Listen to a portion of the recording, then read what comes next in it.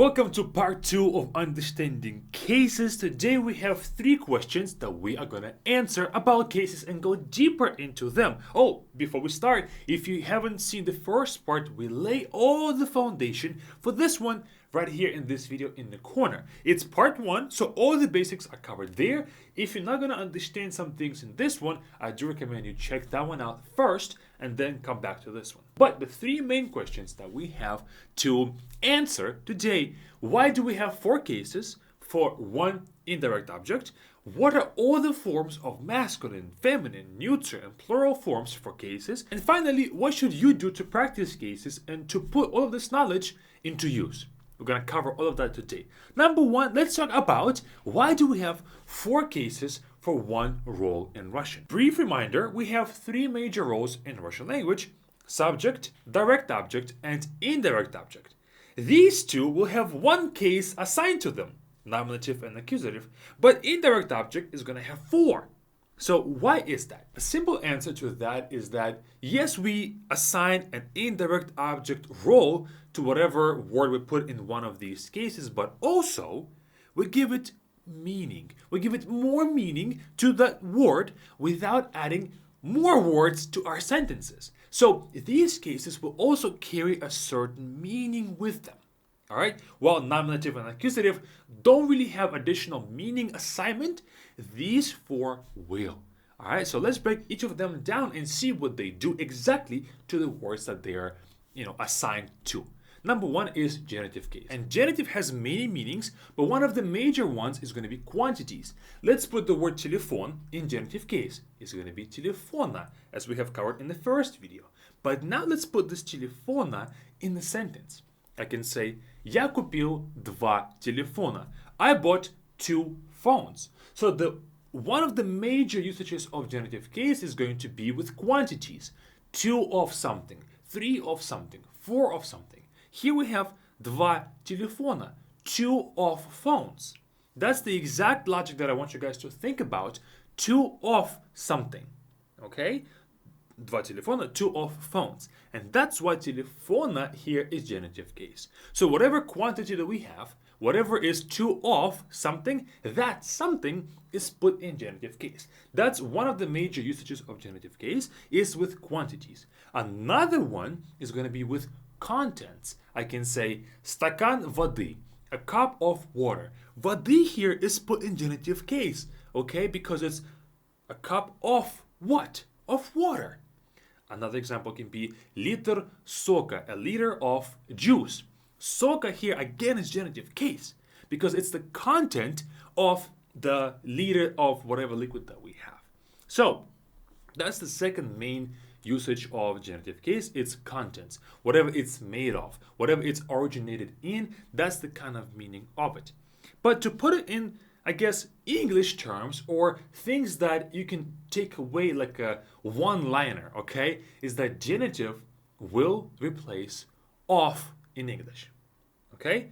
Genitive will replace of in English. 2 of phones, a liter of juice, a cup of water. Whenever we have of in English, most likely that's a telltale sign that the word that we need to put in genitive case is going to be after that. So 2 of phones, phones genitive case. Liter of juice, juice genitive case. Okay? I hope that it's clear. Genitive will be one of the most common cases in Russian because it's going to have so many different meanings that we don't have time to cover all today, but we will in the future series. But you will see a lot of genitive case in your sentences. And don't be surprised that it's not about the quantities or contents, because genitive can take on so many meanings, like I just said. But now let's move on to dative case, and dative will be much easier to understand. Dative will put whoever is receiving the action, or whatever is receiving the action, in dative case. I can say, я дал пакет сыну. I give a bag to my son. I don't have a son, but just for the example's sake. And sinu here would be dative case. I give it back to my son. So he's going to be the recipient of the action. And most of the time, dative case in English would translate into to someone or to something. I bought this for you. I gave this to you. I came to, okay, I gave this back to you. I bought this for you. So whatever we are doing, somebody else is receiving that action. And so in English, we will, again, like I said, to someone, for someone. That's the dative case roughly in Russian. And that's what it's going to do. And notice how we don't have an explicit to preposition in this sentence. We don't have like a certain to syno, right? It's not needed here because the case will carry that meaning already. And that's why I love Russian language for this one particular thing, is that we don't have to use words for us to carry meaning or give meaning to our sentences. Sometimes it's all in the grammar rules, in the endings, in the beginnings of the words, in the prefixes to the words. And so we are able to be more efficient with our words and give it so much meaning without having to say so many things in the same sentence. Okay, that's what I love. I love cases in particular as well. Moving on to instrumental case. An instrumental case is one of the easiest ones to understand because its all meaning is in its word, in its name actually. Instrumental. It's an instrument. It's a tool. So whatever is the tool that we are doing the action with, or whoever, it can be a person as a tool as well, like an instrument to our action, we put that tool in instrumental case. For example, I can say, Я поговорил с сыном. Again, we're using the son in this example. I have talked with my son. So me and him talked. We both were right here talking to each other, right? We did the same action together. So he was a tool to my action in the way that he has helped that action unfold. He wasn't the recipient this time. He wasn't the quantity of something, right? He helped me do the action. So I did it with him. And another crucial thing to note here, с сыном, with son, okay? This preposition с, it would demand the next word after it to be in instrumental case. This is one of the things that we won't really go into much depth here, but it's something called preposition dependency, okay? So the word that's next to it, case would depend on the preposition before.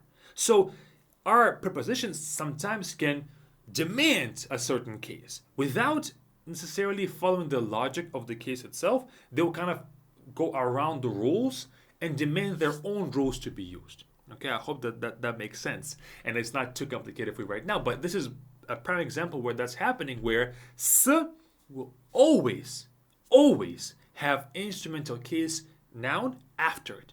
Always. Okay, maybe like 99% of the time. I'm sure there's some exceptions to this somewhere in the Russian language. There's no way that we can have a rule without exceptions, okay? But this is not the only way that we use instrumental case. We also can use instrumental case without s as a preposition. For example, I can say, Я разрезал хлеб ножом. I have cut bread with the knife. This is the true definition of an instrument or a tool. I have cut the bread. Imagine a piece of bread, right? A loaf of bread. I'm cutting it with the knife. I am not really cutting it. My hand is not cutting the bread. It's the knife that's cutting it, right? So the knife was the tool. And we say ножом. Ножом is put in the instrumental case because the knife was the tool that I have used for my action. So that's the main two usages of instrumental case, is one when we do something with something or somebody else, and another one is when we actually have a tool that we do it with, by hand, by knife, by a pen, or with a microphone, or things like that. When our action is carried out through a tool. That's instrumental case. Next is prepositional case. And again, all of its meaning is going to be in the name, prepositional. This one cannot be used without a preposition. It can only be used with a preposition. And in fact, cases before, genitive, dative, and instrumental, all had their own meaning. Okay? They all had their own distinct meaning when we put a word in a certain case. Certain case, that word carries that meaning of a case. But prepositional doesn't really have its own distinct meaning. It will only embody the meaning of a preposition that we use. And the three main ones that I want you guys to take away from this video is o, which means about, v, which means inside or in, and na, which means on top of something, like a location on, okay? Whenever you see one of these three, most likely, the next word is going to be put in a prepositional case, okay? I can say о погоде, about the weather, в доме, in the house, maybe на крыше, on the roof or on top of the roof. All of these three words on the right side to you are put in a prepositional case because of the prepositions that we have before them. Okay, prepositions, prepositional cases. Like, it's a tongue twister for me. It's hard for me to pronounce it, but I hope you get the point. These three prepositions will again demand it for the next word to be in a prepositional case. And that's about it when it comes to those cases. Before we move on to forms of all genders and plurals and things like that, guys, we have something for you to practice cases, and that's Be Fluent Class platform. We have a whole level in our main curriculum course dedicated to cases. We have all of the cases in detail, but also at the end we have 30 days with cases worksheet, so you can practice your cases for 30 days straight to see if you understood the concept or not. So join our Be Fluent class and dive deeper into cases with the first link in the description. You will love it.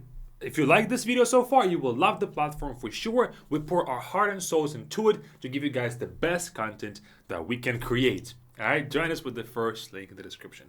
And now let's move on to all the forms of cases for all genders and all singular and plural forms. And here's the full table. It's a lot of information here. I know there's so much to look at here that it's a bit confusing. It's hard to read at first, but let's break it down into smaller bits that you guys can understand and move on from there. So here's the first table with only the singular forms of all genders. It's a bit easier to read for sure. The first thing that I want you guys to notice is that for masculine, we are adding letters. So stol becomes stola, stolu, etc. We are adding new letters to it. Meanwhile, for feminine and neuter, we replace the last letter into the appropriate ending. So we don't add, we replace. Second thing to notice here is that neuter and masculine are very, very similar in their endings change. As you can see, they're going to have a lot of them are pretty similar. And thirdly, the very last line is going to be all the same for masculine, feminine, and neuter. Prepositional case is going to be the same regardless of the gender. Now let's move on to the plurals table. Same thing here, just simply look over it yourself.